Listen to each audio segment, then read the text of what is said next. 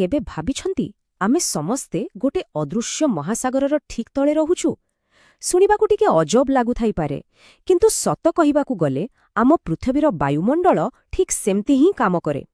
ଏଇଟା ହେଉଛି ଗ୍ୟାସ୍ର ଗୋଟେ ବିଶାଳ ଆବରଣ, ଯାହା ଆମକୁ ଚାରିପଟୁ ଘେରି ରହିଛି ଆଉ ଜୀବନ ଦେଉଛି। ତେବେ ଆଜି ଆମେ ଏଇ ବାୟୁ ମହାସାଗରର ଗଭୀରତାରୁ ବାହାରି ସିଧା ମହାକାଶର ସୀମା ପର୍ଯ୍ୟନ୍ତ ଏକ ଯାତ୍ରା କରିବା। ଆଉ ସତ କଥା ହେଲା, ଆମେ ସେମିତି ହିଁ ରହୁଛୁ। ଏଇ ଯୋଉ ବାୟୁମଣ୍ଡଳ ଅଛି, ଏଇଟା କେବଳ ଖାଲି ଜାଗା ନୁହେଁ, ଏହା ଗୋଟେ ଜୀବନ୍ତ ପରିବେଶ। ଏହା ଆମ ପୃଥିବୀର ତାପମାତ୍ରାକୁ ନିୟନ୍ତ୍ରଣ କରେ, ଆମକୁ ଖରାପ ରଶ୍ମିରୁ ବଞ୍ଚାଏ, ଆଉ ସବୁଠୁ ବଡ଼ କଥା ହେଲା, ଆମେ ଯୋଉ ନିଶ୍ୱାସ ନେଉଛେ ତାହା କେବଳ ଏଥିପାଇଁ ହିଁ ସମ୍ଭବ। ତ ଆମର ଏଇ ଯାତ୍ରା କେମିତି ହେବ? ଆମେ ଦେଖିବା ବାୟୁର ମହାସାଗର କଣ, ତାପରେ ପାଣିପାଗ ସ୍ତର, ପୃଥିବୀର ସନସ୍କ୍ରିନ୍, ଉଲ୍କାପିଣ୍ଡ ଢାଲ, ଆଉ ଶେଷରେ ମହାକାଶର ପ୍ରବେଶ ପଥ। ଚାଲନ୍ତୁ ଆରମ୍ଭ କରିବା। ତେବେ ଆମେ ଉପରକୁ ଯାତ୍ରା ଆରମ୍ଭ କରିବା ଆଗରୁ ଆସନ୍ତୁ ଦେଖିବା ଏଇ ଯୋଉ ବାୟୁର ମହାସାଗର କଥା ଆମେ କହୁଛେ, ସେଟା ପ୍ରକୃତରେ କେଉଁ ଜିନିଷରେ ତିଆରି, ଆଉ ଜାଣିଲେ ଯାଇ ତ ବୁଝିହେବ ଏହା କେମିତି କାମ କରେ। ଆମେ ଯେଉଁ ନିଶ୍ୱାସ ନେଉଛେ ସେଥିରେ ସବୁଠୁ ଅଧିକ ଅଛି ନାଇଟ୍ରୋଜେନ୍, ପାଖାପାଖି 78%। ଆଉ ତାପରେ ଆସୁଛି ଆମ ଜୀବନ ମାନେ ଅମ୍ଳଜାନ, ପ୍ରାୟ 21%। ବାକି ଯୋଉ 1% ରହିଲା, ସେଥିରେ ଆର୍ଗନ୍, କାର୍ବନ ଡାଇଅକ୍ସାଇଡ୍ ଭଳି ଆହୁରି କେତେ କ'ଣ ଗ୍ୟାସ୍ ଅଛି। ଆଉ ଜାଣିଛନ୍ତି, ସେହି କମ୍ ମାତ୍ରାରେ ଥିବା କାର୍ବନ ଡାଇଅକ୍ସାଇଡ୍ ଆମ ପୃଥିବୀକୁ ଗୋଟେ କମ୍ବଳ ଭଳି ଗରମ ରଖେ।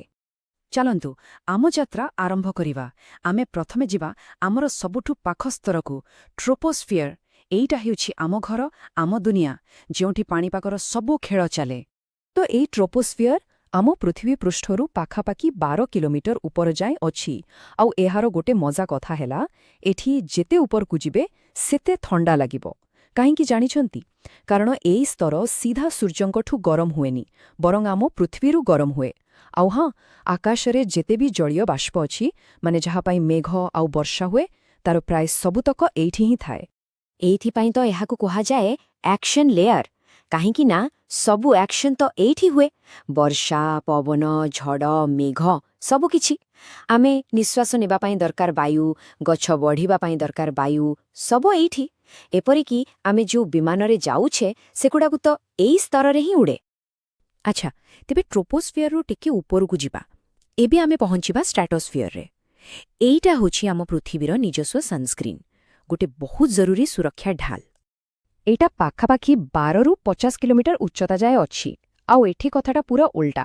ଟ୍ରୋପୋସ୍ଫିୟରରେ ଉପରକୁ ଗଲେ ଥଣ୍ଡା ଲାଗୁଥିଲା, କିନ୍ତୁ ଏଠି ଯେତେ ଉପରକୁ ଯିବେ ସେତେ ଗରମ ଲାଗିବ। ଆଉ ତାର କାରଣ ହେଉଛି ଓଜୋନ୍ ସ୍ତର। ଏଇ ଓଜୋନ୍ ସ୍ତର ସୂର୍ଯ୍ୟଙ୍କର ସବୁ ଖରାପ ରଶ୍ମିକୁ ଶୋଷି ନିଏ, ଆଉ ସେଇଥିପାଇଁ ଏ ସ୍ତରଟା ଗରମ ହେଇଯାଏ। ତ ଏଇ ଓଜୋନ୍ ସ୍ତର ଜିନିଷଟା କ'ଣ? ଭାବିନିଅନ୍ତୁ, ଏଇଟା ଗୋଟେ ପ୍ରାକୃତିକ ଛତା, ଗୋଟେ ଗ୍ୟାସ୍ର ଢାଲ। ଏଇଟା ସୂର୍ଯ୍ୟଙ୍କଠୁ ଆସୁଥିବା ସବୁଠୁ ଖରାପ, ମାନେ ସେଇ ଅତି ବାଇଗଣୀ ରଶ୍ମିକୁ ପୃଥିବୀରେ ପହଞ୍ଚିବା ଆଗରୁ ହିଁ ଅଟକାଇ ଦିଏ। ସତ କହିବାକୁ ଗଲେ, ଏଇ ଢାଲ ନଥିଲେ ପୃଥିବୀରେ ଜୀବନ ବୋଧହୁଏ ସମ୍ଭବ ହିଁ ହୋଇପାରିନଥାନ୍ତା। କିନ୍ତୁ କ'ଣ ହେବ ଯଦି ଏଇ ଢାଲଟା ହିଁ ପତଳା ହୋଇଯାଏ? ଯଦି ଆମର ଏଇ ପ୍ରାକୃତିକ ସୁରକ୍ଷା କବଚ ଦୁର୍ବଳ ହୋଇଯାଏ? ଚାଲନ୍ତୁ ଦେଖିବା। ଆଉ ଦୁଃଖର କଥା, ଠିକ୍ ସେଇଆ ହିଁ ହେଲା। ଏହାର ସବୁଠୁ ବଡ଼ ପ୍ରମାଣ ମିଳିଲା ସ୍ୟାଟେଲାଇଟ୍ରୁ। ବୈଜ୍ଞାନିକମାନେ ଦେଖିଲେ ଯେ 1984ରୁ 1997 ଭିତରେ ଆଣ୍ଟାର୍କଟିକା ଉପରେ ଓଜୋନ୍ ସ୍ତରରେ ଗୋଟେ ବଡ଼ କଣା ହୋଇଯାଉଛି। ଏଇ ଯୋଉ ବାଇଗଣୀ ଆଉ ନୀଳ ରଙ୍ଗ ଦେଖାଯାଉଛି, ଏଇଟା ସେଇ ପତଳା ହୋଇଯାଉଥିବା ଓଜୋନ୍ ସ୍ତର। ଆଉ ଏହାର କାରଣ ଥିଲା ଆମେ ବ୍ୟବହାର କରୁଥିବା କିଛି କେମିକାଲ୍ସ, ଯେମିତିକି CFC। କିନ୍ତୁ ଏଠି ଗୋଟେ ଭଲ କଥା ହେଲା, ଏହି ସମସ୍ୟାର ସମାଧାନ ପାଇଁ ପୁରା ଦୁନିଆ ଏକାଠି ହେଲା। 1987ରେ ମଣ୍ଟ୍ରିଅଲ୍ ପ୍ରୋଟୋକଲ୍ ବୋଲି ଗୋଟେ ଚୁକ୍ତି ହେଲା, ଆଉ ସେ ଖରାପ କେମିକାଲଗୁଡ଼ିକୁ ବନ୍ଦ କରିଦିଆଗଲା। ଏଇଟା ପ୍ରକୃତିରେ ଗୋଟେ ବହୁତ ବଡ଼ ସଫଳତା, ଯାହା ଦେଖାଏ ଯେ ଆମେ ଚାହିଁଲେ ସବୁକିଛି କରିପାରିବା। ଚାଲନ୍ତୁ ଆହୁରି ଉପରକୁ ଯିବା। ଏବେ ଆମେ ପହଞ୍ଚିବା ମେସୋସ୍ଫିୟରରେ। ଏହାକୁ କୁହାଯାଇପାରେ ଆମ ପୃଥିବୀର ମହାକାଶ ଢାଳ। କାହିଁକି? କାରଣ ଏହାର ମୁଖ୍ୟ କାମ ହେଲା ମହାକାଶରୁ ଆସୁଥିବା ଖଣ୍ଡ ବିଖଣ୍ଡିତ ପଥରରୁ ଆମକୁ ବଞ୍ଚେଇବା। ଏଇ ସ୍ତର ପାଖାପାଖି 50ରୁ 80 କିଲୋମିଟର ଉଚ୍ଚତା ଯାଏଁ ରହିଛି। ଆଉ ଏଠି ପୁଣି ଥରେ ତାପମାତ୍ରା କମିବା ଆରମ୍ଭ ହୁଏ। ଆଉ ଏମିତି ସେମିତି କମେନି, ଏତେ ଥଣ୍ଡା ହେଇଯାଏ ଯେ ଏହାକୁ ଆମ ପୃଥିବୀର ସବୁଠାରୁ ଥଣ୍ଡା ଜାଗା ବୋଲି କୁହାଯାଏ। ଭାବିପାରୁଛନ୍ତି, ଏଠି ହାରାହାରି ତାପମାତ୍ରା ରହେ -85 ଡିଗ୍ରୀ ସେଲ୍ସିୟସ୍। ବହୁତ ଥଣ୍ଡା। ଆଉ ଏଇ ସ୍ତରରେ ହିଁ ମହାକାଶରୁ ଆସୁଥିବା ବଡ଼ ବଡ଼ ଉଲ୍କାପିଣ୍ଡ ସବୁ ବାୟୁ ସହିତ ଘଷି ହୋଇ ଜଳିଯାଆନ୍ତି। ସେଇ ଯୋଉ ଆମେ ତାରା ଖସିବା ଦେଖୁ, ସେଟା ପ୍ରାୟ ଏଠି ହିଁ ହୁଏ। ଏହାଛଡ଼ା ଏଠି ଆହୁରି ଗୋଟେ ସୁନ୍ଦର ଜିନିଷ ଦେଖିବାକୁ ମିଳେ, ନକ୍ଟିଲୁସେଣ୍ଟ ମେଘ, ମାନେ ଆମ ବାୟୁମଣ୍ଡଳର ସବୁଠୁ ଉଚ୍ଚରେ ଥିବା ମେଘ। ଆଚ୍ଛା, ଏବେ ଆମେ ପହଞ୍ଚିଗଲେ ବାୟୁମଣ୍ଡଳର ଏକଦମ ଉପର ସୀମାରେ। ଏଠୁ ଆଉ ମହାକାଶ ବେଶୀ ଦୂର ନୁହେଁ। ଏଇଠି ଧୀରେ ଧୀରେ ବାୟୁମଣ୍ଡଳ ଶେଷ ହୁଏ ଆଉ ମହାକାଶ ଆରମ୍ଭ ହୁଏ। ଏ ସ୍ତରର ନାଁ ହେଲା ଥର୍ମୋସ୍ଫିୟର, ଯାହା ପାଖାପାଖି 80ରୁ 700 କିଲୋମିଟର ଯାଏଁ ବ୍ୟାପିଛି। ଆଉ ଏଠି ତାପମାତ୍ରା ପୁଣି ବଢ଼ିବାକୁ ଲାଗେ। କେତେ ଜାଣିଛନ୍ତି? ପ୍ରାୟ 2000 ଡିଗ୍ରୀ ସେଲସିୟସ୍ ପର୍ଯ୍ୟନ୍ତ।